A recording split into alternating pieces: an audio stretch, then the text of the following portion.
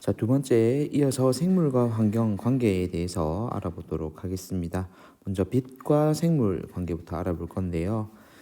자, 나뭇잎에 관련된 내용을 학습을 할 겁니다. 그래서 여러분들이 초등학교 때 배웠던 잎의 구조, 그리고 중학교 때 배운 광합성 내용까지도 잘 기억하고 있어야만 이해가 하기 좀 쉬울 텐데요. 먼저 생물에서 이 빛이라는 것의 존재는 광합성의 역할이 좀 가장 크다라고 생각을 하시고요. 빛을 통해서 광합성이 일어날 건데 이 빛을 받는 잎의 구조가 이 잎의 크기 그리고 두께 이런 것들이 빛에 의해서 조절이 된다라고 생각을 하시면 되겠습니다. 먼저 빛의 세기가 비교적 강한 곳에 서식하는 식물들의 잎의 경우에는요. 일단 잎의 두께는 두껍고요. 그리고 빛의 세기가 약한 곳에 서식하는 식물의 잎은 일반적으로 얇고 그리고 또 잎의 크기가 좀 넓은 편입니다. 자, 그 이유를 한번 먼저 생각을 해보면요. 빛이 강하게 내리쬐는 경우에는 이 빛을 활용해서 광합성을 활발하게 할 수 있는 엽록소가 아주 좁은 범위 내에 두껍게 분포해도 강한 빛이기 때문에 이 두꺼운 범위 내로 빛이 다 투과돼서 사용을 할 수가 있습니다. 이에 반해서 약한 빛이 닿는 잎의 경우에는 잎을 다 투과해서 빛이 들어가지 못하기 때문에 약해서 빛이 들어오는 범위를 최대한 넓게 만들고 그리고 얇은 범위에서 광합성을 다 해결할 수 있게끔 하는 게 중요하거든요. 그걸 그림으로 한번 확인하도록 하겠습니다. 여기 나와 있는 울타리 조직과 해면 조직 모두 엽록소를 가지고 있습니다. 엽록체를 가지고 있다라고 여러분들이 생각하면 되고요.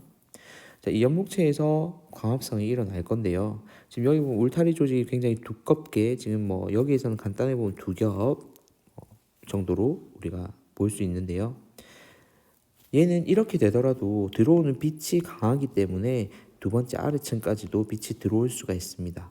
그러면 여기에서도 광합성이 활발하게 일어날 수 있겠죠. 하지만 약한 빛을 받는 잎의 경우에는 이 빛이 잎의 아랫부분까지 투과되기가 어렵습니다. 그래서 위에 있는 한 층에서 광합성이 활발하게 일어나고요. 이 아래층까지는 도달하기가 어려운 거죠. 그래서 최대한 잎을 오히려 넓게 만들어서 빛의 효율을 높이는 방향으로 진화가 일어나게 된 겁니다. 그래서 여러분들 이것을 우리는 양엽과 음엽이라고 얘기를 하는데 문제는 이게 양엽식물, 음엽식물 이런 식으로만 딱 구분되는 것이 아니라 한 식물 내에서도 양엽과 음엽이 동시에 존재할 수 있다는 점도 기억해 두시면 될 것 같습니다. 자, 그럼 다음 내용으로 넘어가 볼게요. 자, 두 번째는 빛의 파장에 의한 생물 생활 영향을 한번 살펴보도록 하겠습니다. 대표적인 게 바로 해조류인데요. 바다의 깊이에 따라서 주로 서식하는 해조류의 종류가 좀 차이가 나요. 그 이유는 일단 바다 바깥에서 빛이 들어갈 건데 이 바다 속을 통과하면서 빛은 점점 자신의 에너지를 잃게 되는 거죠.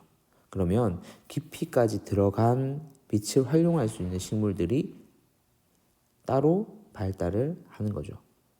자, 그래서 도달하는 빛의 양을 보면 적색강의 경우 지금 수심 한 20m 정도까지 닿았고요. 황색강의 경우에는 40m, 그리고 청색강의 경우에는 그보다 더 아래쪽까지 닿는 것을 볼 수가 있습니다. 이 빛의 파장의 길이에 따른 에너지의 차이가 나기 때문인데요. 그래서 청색강 같은 경우에는 더 깊이까지 파고 들어갈 수 있는 에너지를 가지고 있다라고 보시면 되고요. 이 에너지는 진동수에 비례한다 정도 기억하시면 좀 더 여러분들 이해하기가 쉽지 않을까 생각이 듭니다. 자, 여러분 왼쪽 편에 보면 해조류의 종류가 따로 설명되어 있으니까요. 한번 읽어보시고 여러분들이 쉽게 접할 수 있는 우리가 먹는 해조류들이 각각 어떤 해조류에 속하는지도 참고로 기억해 두시면 도움이 될 것 같고요. 간혹 모의고사 문제에서 좀 지역적인 걸 물어볼 때 여기에 있는 갈조류의 종류라던가 아니면 녹조류의 종류를 물어보는 경우도 간혹 있습니다. 참고하시고요. 다음은 일조 시간과 동물 생식 또는 행동에 미치는 영향입니다. 꾀꼬리와 종달새의 경우에는 일조 시간이 길어지는 봄에 주로 번식을 하게 되고요. 그리고 송어와 노루 같은 경우에는 일조 시간이 짧아지는 가을에 번식을 하게 됩니다. 그래서 이 번식 시기의 또 차이에 의해서 얘들이 종이 또 구분이 되기도 하거든요. 그래서 그런 점은 나중에 여러분 진화를 배울 때 한번 떠올릴 수 있도록 기억해 두시기를 바라고요. 온대 지역의 곤충의 경우에는 늦여름과 가을에 낮의 길이가 짧아지게 되면 겨울잠을 자고요. 그리고 이른 봄에 낮의 길이가 길어지게 되면 오히려 활동을 시작하고 번식을 하게 됩니다. 그래서 이렇게 빛의 영향에 따라서 빛의 어느 정도 세기에 따라서 잎의 두께가 달라지기도 하고, 그리고 빛의 파장에 따라서 바다 수심에 따른 이 해조류의 종류의 차이가 난다. 그리고 일조 시간인 빛이 어느 정도 하루 동안을 차지하는가에 따라서 동물 혹은 식물에 다양한 변화를 줄 수 있다는 점 기억해 두시고요. 다음 내용 온도와 생물로 넘어가 보겠습니다. 자, 빛과 마찬가지로 온도 역시도 생물에 다양한 영향을 미칠 수가 있는데요. 먼저 가장 단순하게 생각해 보면 이 기온이 변하게 되면 체온 유지에 영향을 주게 되죠. 동물의 경우에는 정온 동물과 변온 동물이라는 것이 있습니다. 변온 동물 같은 경우에는 주변 환경에 따라서 이 자신의 체온을 변화를 시키게 되는데요. 개구리 같은 경우에 겨울에 체온이 낮아지게 되면 물질 대사가 원활할 수가 없기 때문에 이 물질 대사라는 게 효소가 바탕이 되고, 효소는 단백질로 구성되어 있습니다. 그렇기 때문에 온도에 영향을 많이 받거든요. 그래서 겨울잠을 자서 그 시기를 버티는 거죠. 최소한의 물질 대사를 하는 겁니다. 반면 조류, 포유류와 같은 정온 동물의 경우에는 체온을 일정하게 유지할 수 있도록 몸이 적응되어 있는데요. 추운 지방에 사는 정온 동물은 깃털 또는 털이 발달해가지고 공기층을 두껍게 해서 온도를 유지하려는 경향이 있습니다. 또한 피하 지방층을 두텁게 해서 체온이 밖으로 방출되는 것을 막아주기도 하는 거죠. 포유류의 경우에는 서식지 기온에 따라서 이 몸집 그리고 몸 말단부의 크기가 다른 현상이 일어나는데요. 여러분들 왼쪽에 보면 여우가 세 종류가 보이죠. 온대 여우는 여러분들이 가장 흔히 아는 여우 종류이긴 한데 얘는 두고요. 북극 여우하고 사막 여우 두 가지를 비교하는 형태의 문제가 가장 많이 출제가 됩니다. 일단 덩치로 봤을 때는 얘가 훨씬 더 크죠. 북극 여우가. 자, 그리고 말단부인 귀를 한번 보고요. 꼬리를 한번 보면은 자, 몸에 비해서 크기를 봐야 됩니다. 절대적인 크기가 아니라 몸에 비해서 사막 여우 같은 경우에는 말단 부위가 큰 편이에요. 왜냐하면 열을 빠르게 방출시켜야 되기 때문이죠. 하지만 북극 여우의 경우에는 열을 최대한 잡고 있어야 되기 때문에 말단 부위가 작고 뭉툭한 형태를 가지고 있습니다. 자, 그리고 곰, 박쥐와 같은 포유류의 경우에는 먹이가 부족한 겨울에는 기온이 너무 낮아지게 되면 또 에너지 소모를 줄이기 위한 겨울잠을 자는 거죠. 개구리하고는 겨울잠 자는 이유가 좀 다르다라고 생각을 하면 될 것 같습니다. 사실 궁극적으로 따지면 물질 대사의 효율을 높이는 거죠. 그런 의미에서는 동일하지만 둘 다 변온, 정온의 차이점은 존재한다는 거 기억해 주시기를 바랍니다. 식물 역시도 온도에 따라서 적응 현상을 나타내게 되는데요. 기온이 매우 낮은 툰드라 지역은 이제 털송이 풀이라는 애가 있어요. 얘 같은 경우에는 실제로 잎이나 꽃에 이렇게 털로 보이는 게 있는데 이걸 털이라고 부릅니다. 실제로 식물에서도 이 털이 나 있어서 얘 공기층을 만들어서 체온이 낮아지는 것을 막아주고요. 느티나무, 신갈나무 같은 낙엽수의 경우에는 겨울에 추위를 나무 자체가 견뎌야 다음에 다시 잎을 생성해낼 수 있기 때문에 현재 갖고 있던 잎들을 다 떨어뜨리는 변화를 보여주게 됩니다.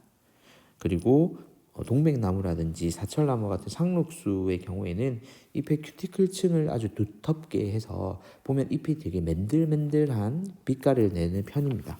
그래서 이 두꺼운 큐티클층으로 수분의 증발을 막고 그리고 온도를 버틸 수 있도록 하는 역할을 해주는 거죠. 자, 다음은 물과 생물인데요. 여러분들 몸도 물이 약 70% 정도를 차지하고 있을 정도로 생명체 유지에 가장 중요한 역할을 하는 것도 물입니다. 여러분들 체온에 있어서도 이 물의 역할은 굉장히 중요한데요. 육상에 사는 생물들의 경우에는 몸속 수분을 계속해서 유지를 해야 되기 때문에 예를 들면 곤충의 경우에는 표면을 키틴질로 둘러싸게 됩니다. 그래서 최대한 수분의 증발 자체를 막아주는 거죠. 그리고 조류의 알의 경우에는 여러분 달걀 껍질 떠올리면 될 것 같은데요. 단단한 껍질로 쌓여 있어가지고 안에 있는 액체를 보호하고 수분의 증발을 막아서 안에 있는 개체를 최종적으로 보호하는 게 궁극적인 목표겠죠. 자, 그리고 물이 부족한 사막에 사는 이 도마뱀이라든지 뱀 등의 파충류의 경우에는 비늘로 덮여 있어서 자신이 갖고 있는 수분의 손실을 막아주는 기능을 하고 있습니다. 역시 동물이 나왔으니까 식물도 한번 살펴보면요. 대부분 육상식물의 경우에는 뿌리, 줄기, 잎으로 구분된 이 구조가 잘 발달되어 있는데 수전이라든가 생이가래와 같이 수생식물이죠. 물에서 사는 식물들의 경우에는 굳이 이 관다발이나 뿌리가 잘 발달할 필요가 없습니다. 주변에 있는 물들을 발달하지 않은 뿌리더라도 효율적으로 흡수할 수 있기 때문이죠. 주변에 물이 워낙 많기 때문입니다. 자, 마지막은 토양과 생물인데요. 토양의 경우에는 물질과 에너지를 원활히 순환하게 하고 지렁이, 두더지, 토끼 등 수많은 생물들이 또 살아가는 터전이기도 하죠. 토양 속 미생물의 경우에는 죽은 생물 또는 배설물을 무기물로 분해해서 다른 생물들에게 양분을 제공하거나 아니면 비생물 환경 자체로 되돌려 보내주는 역할을 수행합니다. 두 번째 시간 여기까지 하고요. 다음 시간에 내용을 이어서 또 수업을 진행하도록 하겠습니다.